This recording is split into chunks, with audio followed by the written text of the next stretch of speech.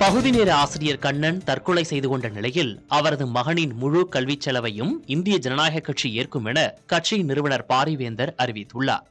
அவரது உயர்கல்வி செலவையும் இந்திய ஜனநாயக கட்சி ஏற்கும் என கூறியுள்ளார். மேலும் கண்ணனது குடும்பத்திற்கு உரிய இழப்பீடு வழங்க வேண்டும் எனவும் பகுதி நேர ஆசிரியர்களின் கோரிக்கையை உடனடியாக நிறைவேற்ற வேண்டும் எனவும் தமிழக அரசை பாரிவேந்தர் வலியுறுத்தியுள்ளார்.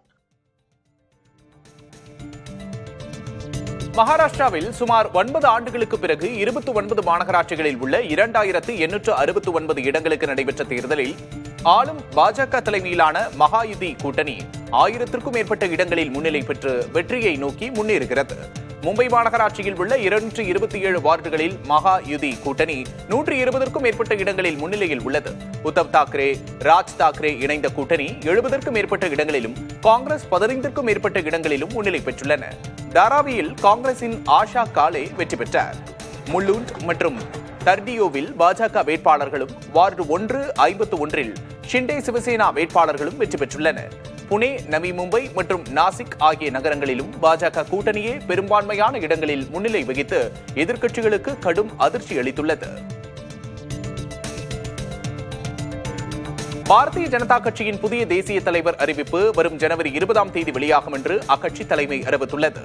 இதற்கான வேட்புமனு தாக்கல் ஜனவரி 19ஆம் தேதி மதியம் 2 மணி முதல் 4 மணி வரை நடைபெறுகிறது. தற்போதைய செயல் தலைவராக இருக்கும் நிதின் நவீன், பிரதமர் நரேந்திர மோடி மற்றும் மத்திய அமைச்சர் அமித்ஷா ஆகியோரின் முழு ஆதரவோடு இந்த பொறுப்பிற்கு ஒருமனதாக தேர்ந்தெடுக்கப்பட இருப்பதாக கூறப்படுகிறது. 46 வயதான நிதின் நவீன் தேர்ந்தெடுக்கப்பட்டால் பாஜகவின் வரலாற்றிலேயே மிக இளைய தேசிய தலைவர் என்ற பெருமையை பெறுவார்.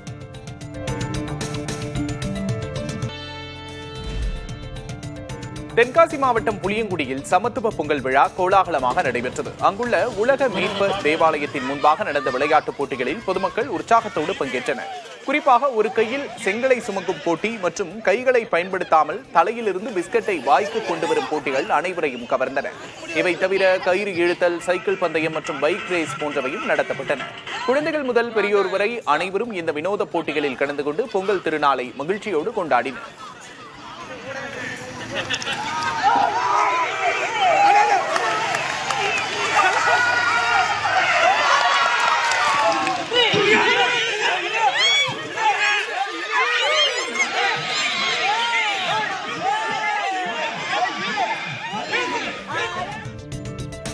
கோவை பொள்ளாச்சி அருகே உள்ள டாப் ஸ்லிப் யானைகள் முகாமில் 24 வளர்ப்பு யானைகள் பங்கேற்ற யானை பொங்கல் விழா வெகு விமர்சையாக நடைபெற்றது.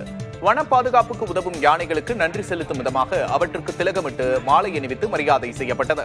மலைவாழ் மக்கள் பாரம்பரிய முறைப்படி பொங்கலிட்டு வழிபட யானைகளுக்கு பிடித்தமான கரும்பு, பழங்கள் மற்றும் சத்துணவுகள் வழங்கப்பட்டன.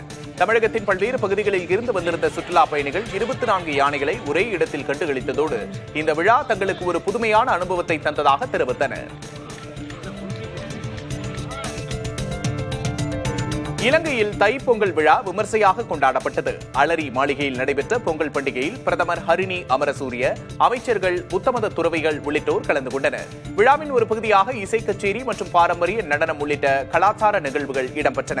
விழாவில் உரையாற்றிய பிரதமர் ஹரிணி அமரசூரிய, தைப்பொங்கல் தினத்தில் ஒற்றுமை, பரஸ்பர மரியாதை மற்றும் ஒவ்வொரு சமூகத்தின் கலாச்சார மற்றும் மத உரிமைகளை பாதுகாக்கும் வகையில் அனைவரும் செயல்பட வேண்டும் என குறிப்பிட்டார்.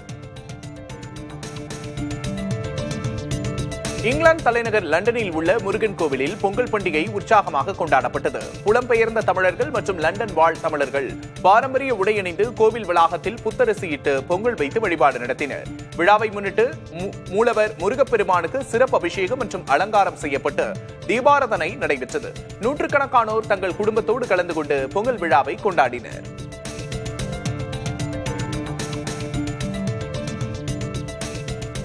வெனிசுலா எதிர்க்கட்சி தலைவி மரியா மச்சோடோ தனது நோபல் அமைதி பரிசு பதக்கத்தை அமெரிக்க அதிபர் டொனால்டு டிரம்புக்கு வழங்கியதாக தெரிவித்திருக்கிறார். தனது ட்ரூத் சோஷியல் சமூக வலைதள பக்கத்தில் இதை டிரம்ப் உறுதிப்படுத்தினார். வியாழக்கிழமை வெள்ளை மாளிகையில் நடந்த சந்திப்பிற்கு பிறகு டிரம்ப் தனது ட்ரூத் சோஷியல் தளத்தில் இதனை தெரிவித்திருக்கிறார். மரியா தனது நோபல் அமைதி பரிசு பதக்கத்தை நான் செய்த பணிகளுக்காக என்னிடம் வழங்கினார். இது பரஸ்பர மரியாதையின் ஒரு அற்புதமான அடையாளம் என டிரம்ப் பதிவிட்டிருக்கிறார். வெனிசுலா அதிபர் நிக்கோலஸ் நிக்கோலஸ் மதுரோவை அமெரிக்க ராணுவம் கைது செய்த பிறகு அதிபர் பதவிக்கு மச்சோடோ தேர்ந்தெடுக்கப்படுவார் என்ற எதிர்பார்ப்பு நிலவியது. ஆனால் மச்சோடோவின் தலைமை குறித்து ட்ரம்ப் ஐயம் எழுப்பியிருந்த நிலையில் அவரை மச்சோடோ சந்தித்திருக்கிறார். நோபல் பரிசை பெற்றவர் அதை இன்னொருவருக்கு வழங்க முடியாது என நோபல் பரிசு குழு தெரிவித்திருக்கிறது.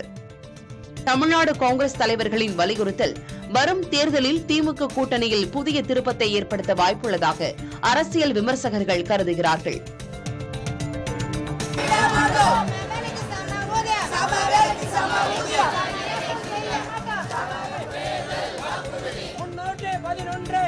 சம வேளைக்கு சம ஊதியம் கோரி 22வது நாளாக போராட்டத்தில் ஈடுபட்ட ஆசிரியர்களை காவல்துறையினர் கைது செய்தனர். சென்னை மாவட்ட ஆட்சியர் அலுவலகத்தில் 300க்கும் மேற்பட்ட இடைநிலை ஆசிரியர்கள் போராட்டத்தில் ஈடுபட்டனர்.